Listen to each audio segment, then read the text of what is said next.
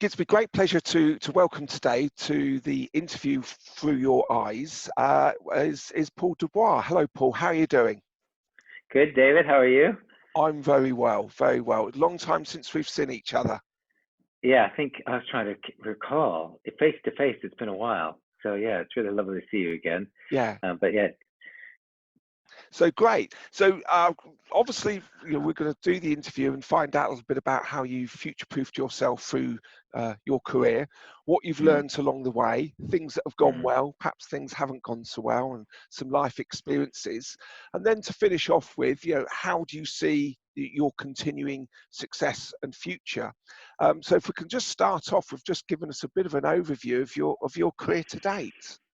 Okay, well, so I'm from Canada originally. I grew up in Vancouver, and I trained as quite young. I started training as an actor and performer, and so my initial 10 years of professional work was generally just that. So I worked with large production theater companies, and then in Vancouver at the time, when I was about 16, 17, I went to a performing arts high school, and then I either had the choice to go to university or just go straight into the profession. And so I just went straight into the profession, actually. I didn't really feel it was important. I studied privately with different coaches, some quite well-known coaches, both in North America and in Britain.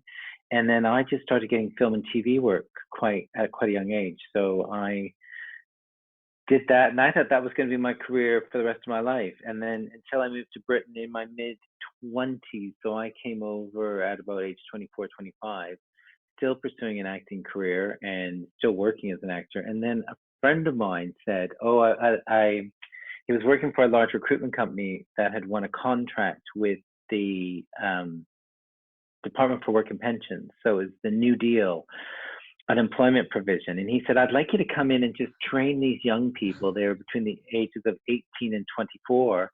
And I said, on what? I don't know what. And he's like, oh, I think you could do something like confidence in the workplace. And I went, okay. So I came in and led a session about that, whatever that looked like. And then his managing director came and saw me and said, I would really like you to work full time for us. And I was like, well, I'm an actor.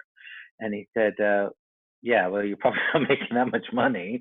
Come work for us. So I did, and that company started a learning department, a learning division. And so I became, within about a period of 2 years, I became a learning and development manager for a staff. I had a staff of about 7 or 8 people.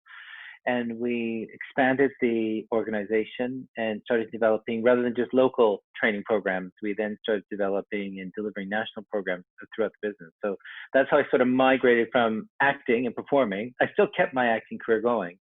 And then actually, to last juncture, in my 20s, early 30s, I said to my boss, can I stay an hour a night?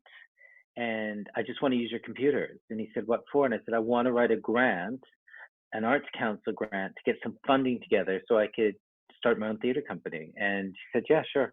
And so it took me about 6 months, but I then was awarded about £20,000 from the Arts Council. And so I sort of then really committed to like a dual career where I still did my coaching day job. And then I formed this theater company. And about 6 months after that, I left the business and became a freelance trainer, and then could also part-time run a theater company. Yeah. So, wow. And so you got into, doing the training and the coaching and your theatre company. And how's your theatre company sort of developed from there, and what sort of things do you get involved in? Well, what I did is before I started the training life, I had a group of actors that met every Thursday night, and we'd all come together and just workshop and experiment, once a week. And out of that, we then became quite committed to just developing ourselves. But at some point, I had a client ask me to bring in some actors to do some role play. And I said, yeah, I've got plenty. I have about 15 actors available. A lot of them had improvisational experience. The only weakness that they sort of had as a group is very few of them had ever worked in business. So a lot of them worked in creative industries, but had never maybe attempt in a day job here and there. So kind of had to give them a crash course around business. And then I got a regular gig where we would supply actors for a business school. And so the actors would go up twice a week and do these role plays. And so that was quite interesting to then start to see those worlds kind of start to combine, where I was starting to either as a trainer bring in some actors, or as myself being an actor in a role play environment, in a learning environment. And to be fair, that was quite cathartic, both as a trainer, but also I think as an actor. I think many of the actors I worked with were, were profoundly moved by the work that they're doing, because I think as an actor, you don't see yourself as bringing too much value other than entertainment. And you could see a lot of the actors going, wow, like my insights into someone's emotional life, or into their body language, or into their behavior is actually really starting to impact on this individual's confidence or abilities as a manager. And so I think that was quite useful, both for me and for the actors, to sort of realize and recognize that these soft skills that we know very, very well actually do have some value in the workplace. And it's definitely something I tap into quite a lot as an actor. And my performance experience and my understanding of the voice and body is always helpful, both as a trainer, just on the day-to-day stuff, but definitely helps with the behavioral aspect of our work. Yeah, that's a great combination to bring the two together. So obviously you must have met some great people, had some wonderful experiences, as well as learning academically. What has self-development always meant to you? Well, I mean, the reason why I'm laughing is like I mean, I came into acting in that way. Like, you know, I've been doing it all my life, and you know, I've been training all my life. So I was more than ready for the professional experience when it arrived, you know, in my late teens, early 20s. I wouldn't say the same for business training. And I think for me, like one of the biggest things was, as an actor, you always just go, so I remember going to an audition when I was about 10. And a friend of mine's mom was one of these old Hollywood mothers. Like her kid was going to every audition. I think my friend had done like a Betty Davis movie in the 70s. And this friend's mother said to me, Paul, when you go to the audition, this woman smoked enormously. Paul, when you go to the audition, no matter what they ask, you can do it. I was like, okay. And so I went to this audition. They said, can you ride a horse? Which I could. I said, yes.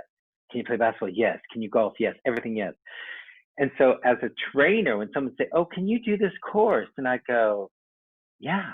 And I think that's actually where my development came. There's so many courses I've said yes to, and I had not a clue about the content or the exercises or the context. I think that's such a critical thing that for the consultancy that you and I both worked for many years, I know. Which we won't name. We won't name, but I'm sure, and I used to get calls regularly for about 10 years. They said whenever a client would call, they didn't know what they wanted, you were the guy that we called, because I would do this kind of patchwork of, and so for me, development is kind of taking that risk and going, I don't know, but I can find out, or I don't know, but I'm a quick learner. I think that to me has opened up, a lot of opportunities, but definitely heightened my skill level in a way that I would never have been able to do. And there are some trainers that I know and I've worked with who get very, very scared or hyper controlling when they don't, when they don't know what they're doing. And to me, I do prepare. I definitely work hard to know stuff.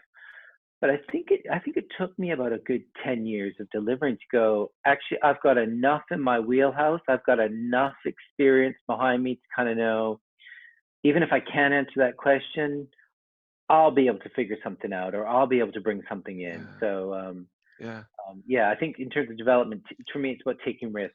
Yeah, I think that's great, because I mean, myself academically, I was never particularly great, but I was great from learning from my experiences. And that same organization was in my very early days of doing freelancing. And I used to get similar phone calls and just go, yeah. And I'd put the phone down and go, how in the hell are you going to get away with this? And, you know, if in doubt, give it a go. Yeah. It's always been my motto. Yeah, no, it's true. And I remember the first time I was delivering time management, and I had sort of, I know. Which actually is a course now I quite like, but it's only after so many years of getting to grips with what I like about it. Yeah. I remember I was delivering, and the materials weren't that great, and I was like, and I'm quite an organized person anyway, so I never really had issues around time management. and so I didn't really kind of have insight to some of the issues that the delegates would have. And I remember standing up thinking, okay, just feels awful. And I remember going, okay, Paul, some other trainer somewhere in the world has had a first day of time management. And so this first day this is natural, this is normal, and just go with it. And it was fine. And it, continued to hope to improve. But I think for me, it is about taking those calculated risks. Yeah. But I think it's got to be a risk nonetheless, because I also think that if you're not developing, you can very easily get stale. And I think the delegates can see it. And I think also you can just feel it. You can just feel that now I have a kind of rule that if I'm delivering a course and I'm getting bored, the next time I'm delivering it, it's going to be slightly different. I'm going to take a risk. I'm going to do a different exercise. And to be honest, I've never really felt, if it falls flat on its face, all I do is I make sure I admit it. I'll go, that was crap. Yeah. And the delegates will laugh and they'll try something else or they won't, But I think people yeah. appreciate it when you are that honest. I think honesty, sometimes as trainers and coaches, we can we put ourselves, on a bit of a pedestal, and I can deliver that, I can do that. And sometimes just being honest, and people go, they're human. We like that. Yeah. Well, and also I think it's that thing as well of just one thing I noticed in Britain particularly, like culturally, it was quite a shift that I had to make in business delivery was like in North America, you could kind of just play games and you could kind of just have a silly time. I almost call it like a game show experience, and they were just quite happy for the day out. Where in Britain, always, it's like fine, but in Britain, it always had to have a practical reason for you to be in that room. That if they could be at work and they could get stuff done, or they could be at home with their kids, they'd rather that than sit here listening to some goof talking about something that wasn't really applicable to them. And so I think that's the reason why I quite like delivering in Britain as well, is that always finding what's that practical reason for doing this exercise or having this session with these people. And so that helps give me a bit more clarity as well. Yeah. So is there anything you wish you'd have known at the start of your career? I think I went into acting eyes wide open. So I knew it wouldn't necessarily be an easy career choice. Actually, I think there is something about acting and about business training. I think caring a little bit less. Like, I think I have quite high standards, and I used to kind of get a little bit stressed out about delivering certain projects or delivering certain training. It's quite interesting when I think about like delegates, because it's not coming out of their back pocket. Most of the delegates I deliver for the workshops being paid for by the company. But because they're not paying for it, I actually don't think they care that much. When, I have coached people privately and it is coming out of their money, I just find there's a slightly different psychological shift. Yeah. And so I think, yes, investing the research time and the development time that I do is quite important, but I think if I just cared just a slightly less, I think would just help me with anxiety and stuff. I think, how would you answer that question? What would you have wanted to have known?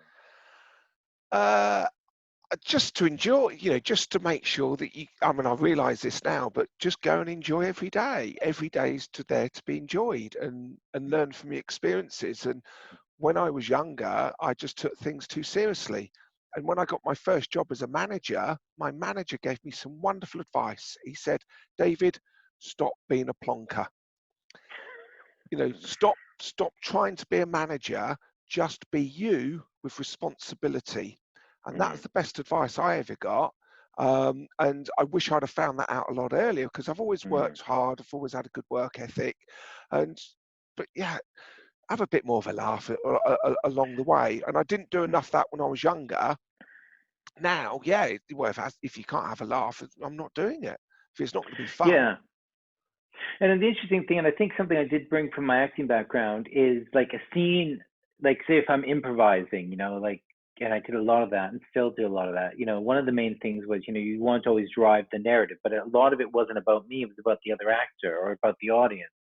And I think that's something that really helped me with delivering was this thing about it's not about you. I've seen so many trainers that I've audited or been trained by who make the whole experience about themselves. And I Yeah. think one of the things I really love about training is, yeah, I've got to bring structure and I've got to bring insight and I've got to Yeah. make sure that the key learning points land with people. And so, but I'm there kind of pushing from behind. But it is about the delegates first and foremost. Yeah. Yeah. So I think that's definitely something that took me a while to realize that they don't, coming back to that thing about not caring that much, is they don't really care about you. They care about their problems, their needs, their issues. And the more I drew my attention towards that, I think the happier I was. Yeah. But I think the happier the delegates are as Yeah. well. And also, I think that I don't really like the word training, and I don't really like the word managing. The word that I do like is facilitating, which is Latin to Mm-hmm. make things easy. And I think that is our role as a manager and a trainer. We're just trying to make it easy for them to develop and grow and be more effective for whatever they want to do, whatever that is. And I think I think that with facilitating, that's dead on with the understanding that the focus is not on you. Yeah. So apart from your friend's mum, you're gonna have to do the smoking, the smoking voice, the smoking voice again. What other great advice have you received that you look back on and you think, I'm really pleased I got that? Perhaps a bit of tough love, or I did have a man. So my career in terms of full-time employment, I only ever worked for about 2 years full-time with one company, and that was that training company that I started with, and then I became a freelancer with them after that 2-year work experience. And I had a manager on that, my sort of director. So I reported straight into the director of that division. And he always said, my job, he hated training. He was an okay trainer. And he was an accountant by training. And he still makes his life as a coach. But he always said, my job is to make you guys better than me. And I actually really loved that, because even though he had definitely developmental needs as a director, which he admitted to as well, but he also said, I want to make sure you guys get the opportunities that you need. And he would always give that. And I think that's definitely something that I've brought with me all the time, that my job is to make people better. Yeah. Oh, sorry, seeing my dog just showed up here. Oh, lovely. There she is. Oh, how lovely. And what's your dog's name? Mimi. Oh, lovely. But yeah, no, I definitely say, making people better and making them better than you. And, and I think that to me is quite a generous thing. And I don't see a lot of managers doing that. And I sometimes don't see a lot of trainers doing that. And I also come back to, I did a lot of retail work when I was studying as an actor. And one of the things I always loved is I'm there to make your day, not ruin it. And I also think that a lot when I'm working, that I'm there to help people. I'm there to make their day. And and I think anything that can kind of give them that step up, or that just widen their viewpoint a little bit more, I think is always useful. Yeah. That's kind of the best advice. Yeah. So what are you currently doing to keep developing, keep growing, keep future-proofing yourself for your future? Well, one of the things I've done, especially recently, is I've done a lot of qualifications in my time, just as you do. And so I got an opportunity to do a very quick diploma on Jungian archetypes, which, to be fair, I do use that type of work around my communication stuff. So I thought it'd be quite nice to get a bit more insight into Jungian principles, develop a little bit more understanding around that. So I'm doing that at the moment, which is good. And then I've moved out of theater. So I stopped producing theater about maybe 5 years ago, but I've actually moved into short filmmaking. And so recently I've been commissioned from the BFI to produce a documentary about a group of Amerindians, which are indigenous peoples in South America, which is going to be part animated as well. So yeah, I've got this, again, I've kind of come back to this kind of twin career. So I am still coaching and doing all that stuff, but yeah, developing a little life as a short filmmaker, which is quite exciting, and I really love it. It's very, very interesting and quite dynamic. Yeah, and is that you delivering, or I mean, because also I've recently watched one of your other videos, which I particularly liked, which I must say I thought was the short film I thought was superb, but also your recent other film that you did, the webinar recently. Yeah, no, I'm doing those webinars. Yeah, and that's been quite good actually. So I've released two, I think, and then I I emailed all my clients to say, oh, I'm doing this free webinar, da da da da. This is when it's going to be on. And then of course I had quite a few registrations, close to 50 registrations, and I'm sitting there on the webinar, and there's no one there, and I'm Oh, kind of feeling a bit like Charlie Brown, going, well, they said they'd come to my party, but they're not coming to my party, but and it's anyway, I thought, well, I'm having the party anyway. I'm here. I've, got my face on. And so I hit record, fine, and I've sent it out into the world. And then it turns out everyone was there at the party, but there was just some technical hiccup, and I couldn't let them in, or I couldn't see that they were there. So, but I will continue to do that. So that's been good. they were in a different room, were they? Yeah, I don't know what was going on, but it And kind you're of made me. absolutely right. It is the worst thing about a webinar is the 2 minutes to the start time. So the webinars that I'm doing at the moment all start at 2 o'clock. And I do several a week, and it's like you're sitting there and you're looking and go, oh God, is anyone going to turn up? And it's yes, it's the worst thing, isn't it? Yeah. So I am going to do that again, but that's been good actually. And I'm also releasing some short sort of corporate videos that I've either made or I've written and stuff. So I'm releasing those online. Yeah, which has been good actually, because the main thing I love about, I mean, it's similar in acting, but you get a lot in learning and development, a lot of sharing.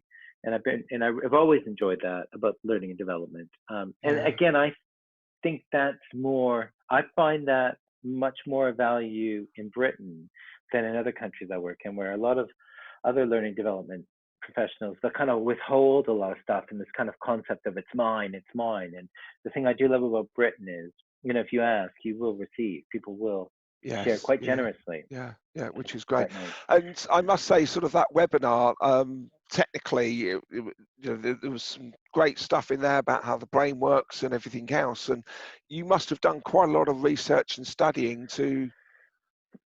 Yeah, I mean, so one of my first courses. Okay, now to put this into context, I used to work as a day job in Canada with people with long-term physical impairment. So people who lived in residential care, usually with some major impairment physically. So they're quadriplegic or stroke or something. So I had an experience of working with people in those environments. And then at that time, I did some residential counseling. So I started to qualify as a counselor in Canada before moving over here.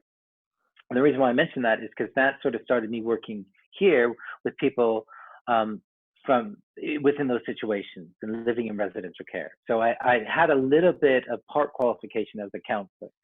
And the reason why I mention that is I then got asked to by this training company. They'd had an incident with a trainer who was training an anger management session, and he started telling people that all would be well if they just believed more in Jesus Christ. And so they asked him, this guy, eventually that he had to leave because they started getting complaints because he was just basically trying to sell Jesus, which, it's fine, but wasn't necessarily appropriate for a business audience. Yeah. And so they asked me to deliver an anger management course. And I said, well, I don't have any experience, other than this residential counseling I did. I never really worked in this area. And at that point, they said, right, we'll give you some support. And so I did some research and training through them. And that kind of gave me a bit more insight into cognitive behavioral work. And that's the kind of work that I do as a coach. So when I qualified as a coach, I also did a little bit more training about cognitive behavioral therapy. Yeah. Which I'm not a therapist. And actually, I'm glad I'm not a therapist because I don't want to go down that road. So, yes, but that's helped me with insights into emotional intelligence, brain development.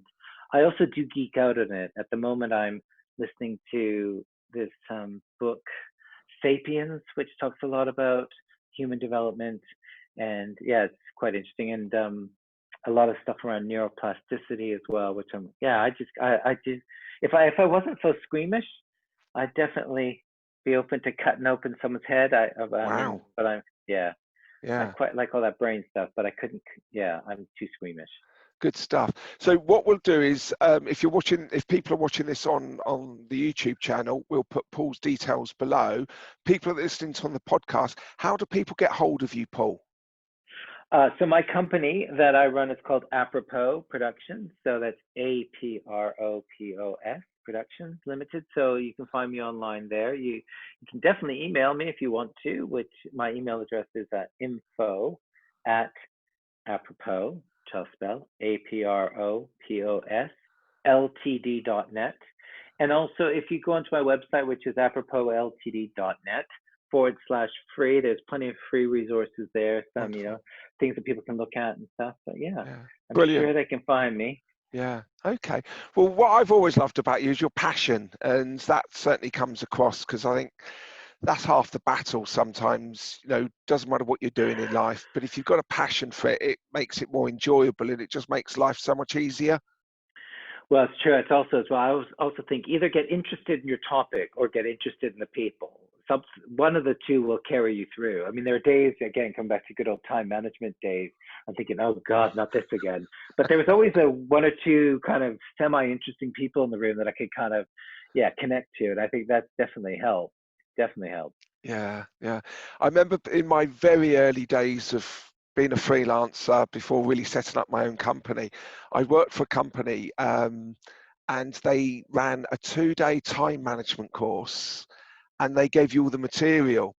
And used to get to the afternoon of the second day, and you just used to, over lunch, you think, right, how can I get lunch to go longer? How can we have a longer after? How am I going to really spread this out? It was such a challenge. Oh, I And now know. we're doing it in 90 minutes. Oh, I know. Actually, the one thing that, and again, it comes back to this acting. I did a gig for it's about a year, actually. It's quite well paid. And it was I used to dance a lot. So I did a lot of dancing and singing. Wow. And we used to do 8 shows a day. 820 is high impact, high energy, like full out dance, about 20, 30-minute show, but we did it 6 to 8 times a day. But I tell you, that conditioning helped me so much with, I mean, I don't know any actor that does an 8-hour show. And there are days where I think about what we're doing is like a 1-person show for 6 to 8 hours, standing up there, Yeah, holding yeah, people's attention, telling stories, running exercises, all that stuff. I mean, I find, but to me, it was that conditioning of musical theater and performance definitely helped me feel like I can deliver this stuff yeah, and still have the same energy in the afternoon that I have in the morning. Because yeah, that's the challenge, the yeah, 2 o'clock slog. yeah. And Yeah. also, I love the way you sort of have brought what you've learnt from your acting, your dancing, and your theatre into the training in the business world. And we've had some other interviews where people have passionate about hockey and what Hmm. they've learnt in hockey. And also, Michaela, one of my contacts, has done one on yoga, and what she's learnt from yoga has helped her so much in the business world. And I think we sometimes, we just think business is business, but there's so many other ways that we can learn and develop and bring what we do outside of work into the working environment and learn from it. Yeah, no, it's true actually, and it's interesting as well because a lot of times, like, I was speaking to an actor friend of mine recently, and like there is stuff that you do in acting, like basic 101 stuff, which I may have learned when I was about 8 or 9, and I just bring this assumption that everyone knows this because I know this, and Yeah, then and then also you do get this kind of linear thinking of, well, like this is my business world and that was my other career, and I'll occasionally dip into that, but let's not talk about it. And I do think it is that whole life learning that there's one of the things I say a lot on my, say if I'm looking at stress management or taking a look at presentation work, is I always say to people, practice when no one's looking. And I do this a lot with things like assertiveness, like, can you go into a shop without a receipt and ask for a refund and do it in a way that's respectful but also courageous? And a lot of that, you have to remind people that these behavioral things we do all the time. So are you bringing your whole life in, or are you just compartmentalizing these different experiences? Because you may be doing that, but your emotional brain doesn't do that at all. Like it doesn't even know its locality. So for me, it's that kind of looking at my whole life and going, yeah, let's bring all of us in rather than just little bits. And I think that's quite important as well, and quite useful. And I also think I was lucky as well as a student actor. I had some great teachers, but they did not hold back.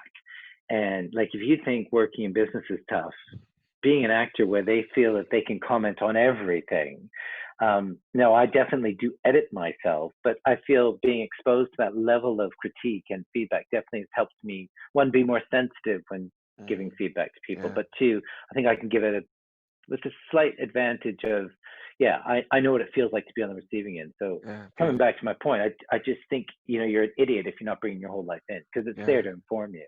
Yeah, yeah, brilliant. I think that's a really nice way to finish off. Bring you bring your whole life in, Mm. and because work is part of your life. So thank you very much for your time. Really appreciate that. It's great to see you again and catch up after all Pleasure. these years. And we won't Yeah. mention that training company because Yeah. the stories from there. And we're both sort of in contact with people who used to work there and whatever. But there again, it certainly gave me a brilliant grounding and Yeah. Yeah. Yeah. the opportunity to go, I'll give it a go. Yeah. I'll have Yeah. a Yeah. go and we'll see how it goes. So thank you very much for your time. And I look forward to seeing you again soon. Thanks again, David. Good to see you. Okay, take care.